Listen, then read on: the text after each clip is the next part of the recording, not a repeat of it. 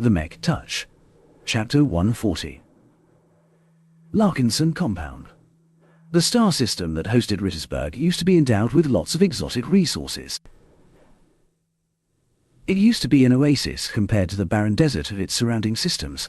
The pacifists, exiles who wearily escaped from the fighting in the center of the Komodo star sector, eagerly laid down their foundations in this relatively rich star system. All of the deposits had been depleted after 100 years of intensive mining. The initial boom in resources had fueled the construction of the initial colonies and expanded the reach of the descendants until they carved out their own place in the galaxy. The vision of Astoria, along with every other ship, had to dock at a giant space station orbiting a very remote dwarf planet. Vess and Lucky joined the other passengers in exiting the passenger liner and had gone through multiple security screenings and identity checks before the dour-faced security officers pushed them onwards. Security is even tighter than before. Of course it is. A pot-bellied man replied, as he frequently looked at the time. If you think this is bad, wait until the war starts in earnest. Most civilians won't be able to enter the system. A lot of visitors bemoaned the current state of unrest. The tourists and civilians who wanted to celebrate the new year at Rittersberg had to wait for hours before they received permission to move on to a Navy-operated transit shuttle. Fortunately for him, Vess got lumped in with the veterans and active servicemen who enjoyed preferable treatment. He had already become a notable citizen when he reached the finals of the Fusion Cup, so no one gave him any hassle. Even his potentially dangerous gem cat had been cleared to accompany him, though with caveats. Lucky resentfully yowled at Vess. His paws had been locked together with resilient cuffs, preventing him from deploying his claws effectively. Just deal with it, Lucky. Vess tried to soothe his pet. You'll be free to roam around once we reach the Larkinson compound. They boarded a secure shuttle that slowly brought them to the inner system. As a precaution, the only ships, shuttles, and transports that operated within the system were directly crewed by the Navy. The Rittersberg system was the only place in the Republic that remained untouched by the rebels. After 2 days of plodding, the shuttle finally reached one of the civilian space stations, orbiting the first planet from the Sun. It used to be a fairly hot planet, but extensive terraforming had tempered the climate until it closely resembled that of ancient Earth. The space station itself looked spectacular as well. Designed for form as well as function, the triangular construct offered a spectacular view of the green jewel below. A harmonious ensemble of trees and flower graced its elegant interior and enchanted many first-time visitors. Only the abundant patrols and the heavy-handed security measures marred the tranquil sight. The visible security presence was actually a lot more blatant than he expected. Did something happen? He asked. A crowd of random visitors. Didn't you hear? The 3RD Infernal Hellhounds found and attacked the headquarters of the BLM. Vess immediately stopped and turned towards the woman who answered. The Bentame Liberation Movement? Truly? How did it go? Don't know for sure yet, but we've given the rebels a bloody nose all right.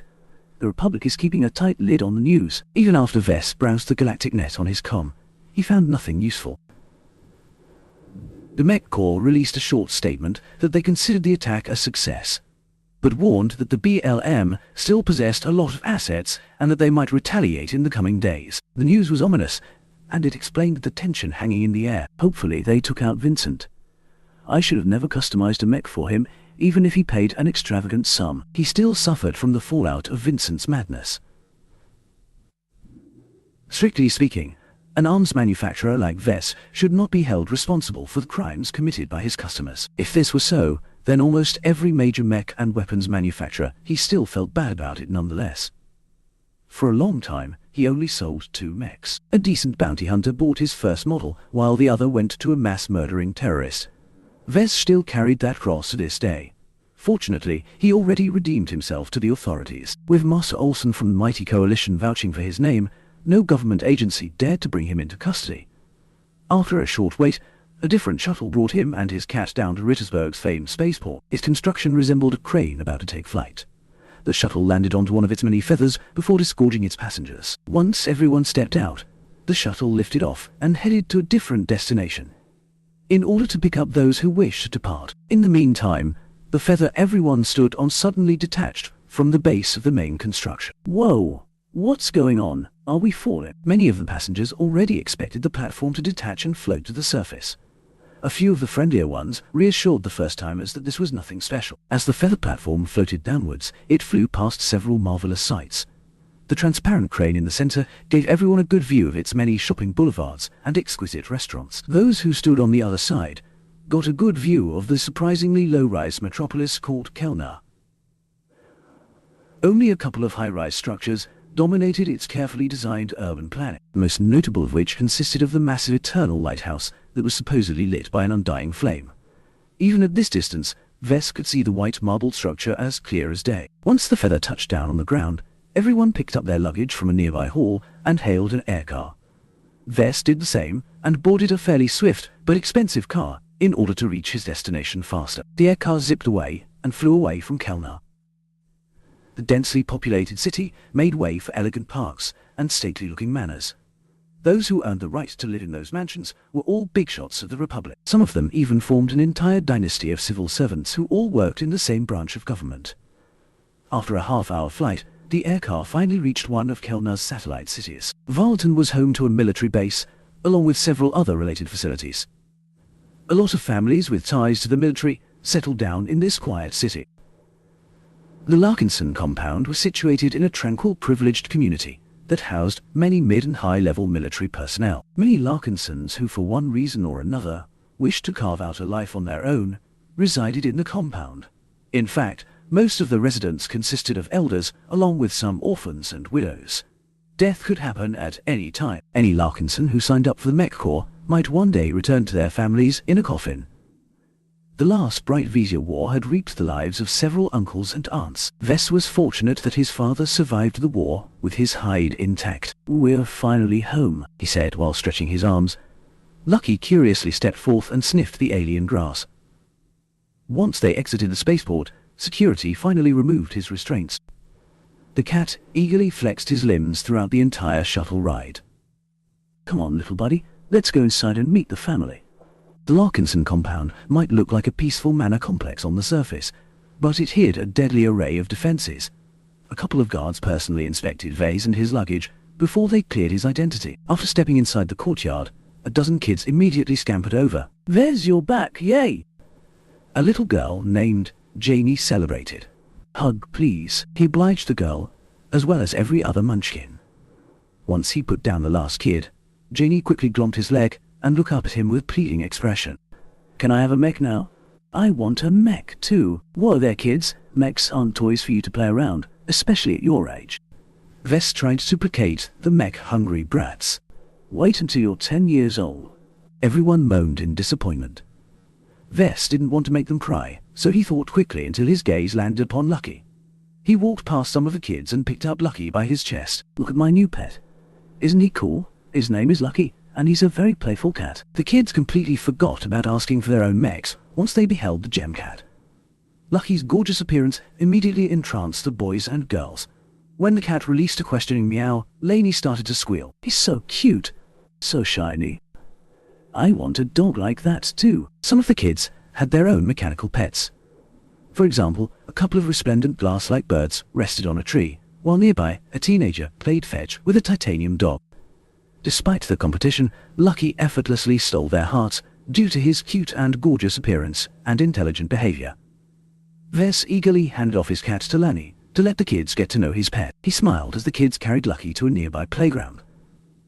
Vess used to be one of them. In happier times, he played with his fellow cousins and dreamed about piloting a mech. How times change. He sighed and turned to find someone to talk to. There must be someone here who knows what went on in the raid against the rebels. As he walked deeper inside the courtyard, he spotted many relatives. Some were related to him by blood, while others had married into the family. The latter earned the same status as the former as long as they carried the Larkinson name. The Larkinsons didn't make a big deal out of everyone's pedigree, like they did at some of the more hierarchical families. A couple of aunties sat on a creaking wooden bench. Even as they gossiped, they carefully watched over the children. To the side, a dozen elders leisurely sipped their teas as they exchanged the same old war stories. Most of them looked harmless, but appearances were deceiving. Closer to the central hall, a sizable gathering of teenagers and young adults surrounded a projection of an action-packed mech duel. They cheered and supported their favorite duelists when they appeared on stage. He finally spotted an authoritative-looking man in uniform watching from the porch. Vess briskly strode forth and reached the man as he gazed at the entire courtyard. "Hi, Mesa Dot. It's good to see you, Vess." The man greeted his nephew with a hug. "You've created quite a stir. Imagine your grandfather's face when he picked up his datapad one day and read the Rimwood Star-Herald. An interview with the renowned Herald definitely caught us off guard. You're kind of a big deal now." Vess couldn't suppress his grin.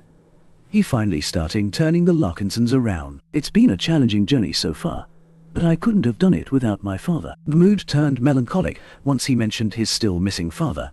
Mesa Larkinson turned to Vess and stared at him with a measuring gaze. "The Patriarch told me they found traces of your father.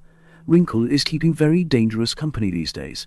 We aren't sure of anything, but there are several indications that suggest he's still alive and well." "Is Grandpa around?" The minister recalled him to take part in an emergency session. "I bet it's about the recent attack on the BLM nasty buggers, all of them. I'm glad we finally stomped on their faces for once." The patriarch of the family was his grandfather Benjamin. Besides taking charge of the entire family, he also worked as an advisor at the Ministry of Defense. His current position brought a lot of prestige to the Larkinsons, though the workload also took a toll on him sometime. "Don't worry, Vez. The Patriarch will be back in time for the celebration. By then you can ask him about your father's whereabouts." Vez really hoped he could hear some good news for once. He really missed his father.